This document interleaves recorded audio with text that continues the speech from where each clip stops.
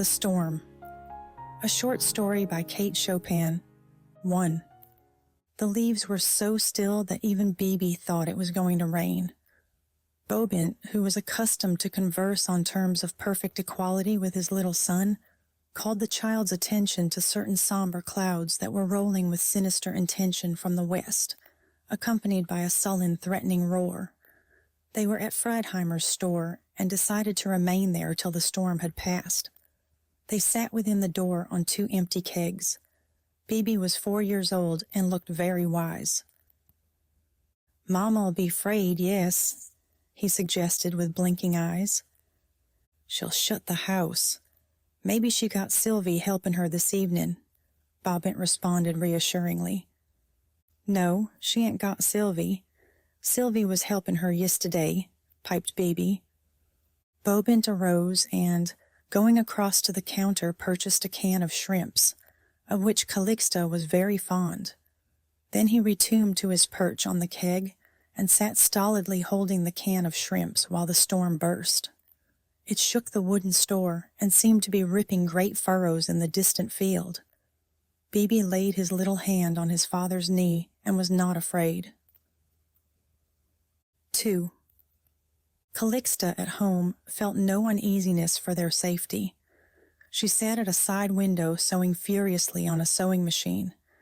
She was greatly occupied and did not notice the approaching storm.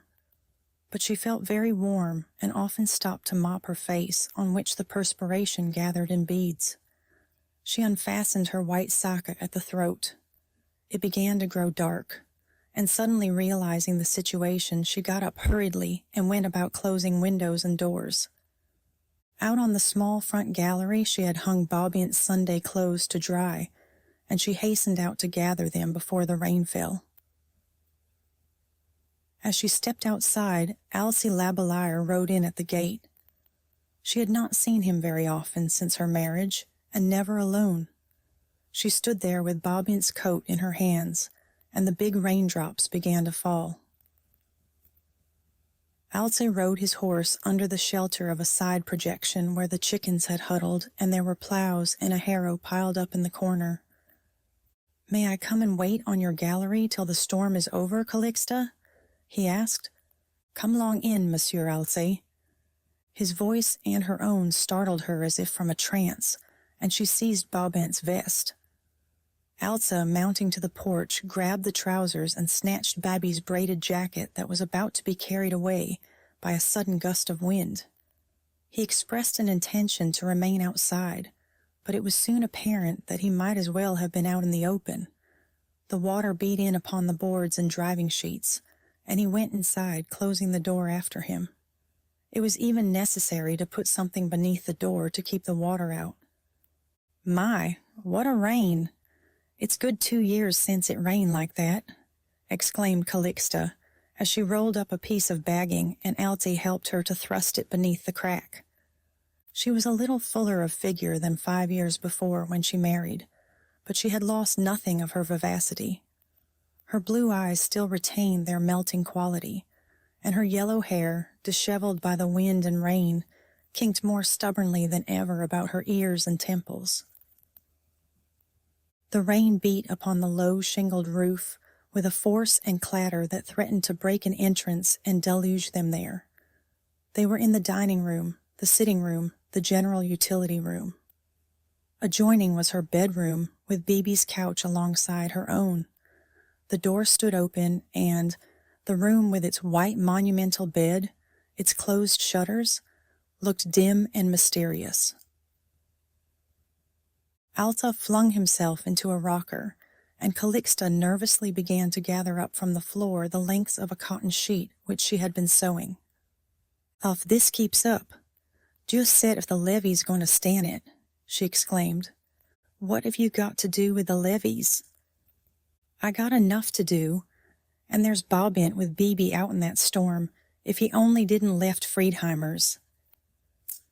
"Let us hope, Calixta, that Bobint's got sense enough to come in out of a cyclone." She went and stood at the window with a greatly disturbed look on her face. She wiped the frame that was clouded with moisture. It was stiflingly hot. Alcée got up and joined her at the window, looking over her shoulder. The rain was coming down in sheets, obscuring the views of far-off cabins and enveloping the distant wood in a gray mist. The playing of the lightning was incessant. A bolt struck a tall chinaberry tree at the edge of the field. It filled all visible space with a blinding glare, and the crash seemed to invade the very boards they stood upon. Calixta put her hands to her eyes, and with a cry staggered backward. Alcée's arm encircled her, and for an instant he drew her close and spasmodically to him. "Bont!" she cried, releasing herself from his encircling arm and retreating from the window. "The house'll go next. If I only knew where Bibi was." She would not compose herself. She would not be seated. Alcée clasped her shoulders and looked into her face. The contact of her warm, palpitating body, when he had unthinkingly drawn her into his arms, had aroused all the old-time infatuation and desire for her flesh. "Calixta," he said, "don't be frightened. Nothing can happen. The house is too low to be struck, with so many tall trees standing about. There, aren't you going to be quiet? Say, aren't you?" He pushed her hair back from her face that was warm and steaming. Her lips were as red and moist as pomegranate seed. Her white neck and a glimpse of her full, firm bosom disturbed him powerfully. As she glanced up at him, the fear in her liquid blue eyes had given place to a drowsy gleam that unconsciously betrayed a sensuous desire. He looked down into her eyes, and there was nothing for him to do but to gather her lips in a kiss. It reminded him of Assumption. "Do you remember an Assumption, Calixta?" he asked in a low voice broken by passion. Oh, she remembered, for in Assumption he had kissed her and kissed her, until his senses would well nigh fail, and to save her he would resort to a desperate flight. If she was not an immaculate dove in those days, she was still inviolate, a passionate creature whose very defenselessness had made her defense, against which his honor forbade him to prevail. Now her lips seemed in a manner free to be tasted, as well as her round white throat and her whiter breasts. They did not heed the crashing torrents, and the roar of the elements made her laugh as she lay in his arms. She was a revelation in that dim, mysterious chamber, as white as the couch she lay upon. Her firm, elastic flesh, that was knowing for the first time its birthright, was like a creamy lily that the sun invites to contribute its breath and perfume to the undying life of the world. The generous abundance of her passion, without guile or trickery, was like a white flame which penetrated and found response in depths of his own sensuous nature that had never yet been reached. When he touched her breasts, they gave themselves up in quivering ecstasy, inviting his lips. Her mouth was a fountain of delight, and when he possessed her, they seemed to swoon together at the very borderland of life's mystery. He stayed cushioned upon her, breathless, dazed, enervated, with his heart beating like a hammer upon her. With one hand she clasped his head, her lips lightly touching his forehead. The other hand stroked with a soothing rhythm his muscular shoulders. The growl of the thunder was distant and passing away. The rain beat softly upon the shingles, inviting them to drowsiness and sleep. But they dared not yield. The rain was over, and the sun was turning the glistening green world into a palace of gems. Calixta on the gallery watched Alcée ride away. He turned and smiled at her with a beaming face, and she lifted her pretty chin in the air and laughed aloud. Bobint and Bibi, trudging home, stopped without at the cistern to make themselves presentable. "My, Bibi, what will your mama say? You ought to be ashamed. You ought to put on those good pants. Look at 'em. And that mud on your collar. How you got that mud on your collar, Bibi? I never saw such a boy." Bibi was the picture of pathetic resignation. Bobint was the embodiment of serious solicitude as he strove to remove from his own person and his son's the signs of their tramp over heavy roads and through wet fields.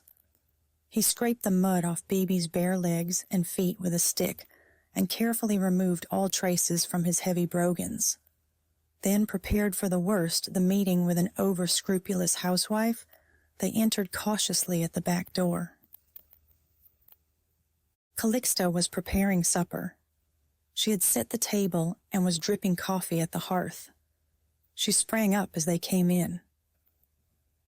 "Oh, Bobint, you back, my. But I was uneasy. Where you been during the rain? And Bibi, he ain't wet, he ain't hurt."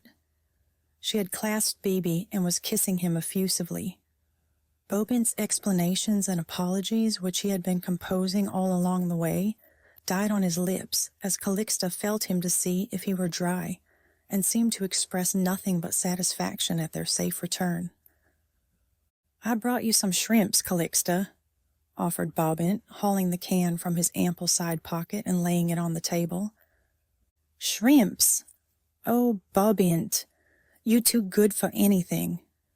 And she gave him a smacking kiss on the cheek that resounded, "Je vous réponds, we'll have a fast tonight. Umph, umph." Bobint and Bibi began to relax and enjoy themselves, and when the three seated themselves at table, they laughed much and so loud that anyone might have heard them as far away as Labellire's. 4. Alta Labellire wrote to his wife Clarice that night. It was a loving letter, full of tender solicitude. He told her not to hurry back, but, if she and the babies liked it at Biloxi, to stay a month longer. He was getting on nicely, and, though he missed them, he was willing to bear the separation a while longer, realizing that their health and pleasure were the first things to be considered. 5. As for Clarice, she was charmed upon receiving her husband's letter. She and the babies were doing well. The society was agreeable. Many of her old friends and acquaintances were at the Bay, and the first free breath since her marriage seemed to restore the pleasant liberty of her maiden days. Devoted as she was to her husband, their intimate conjugal life was something which she was more than willing to forego for a while. So the storm passed, and everyone was happy.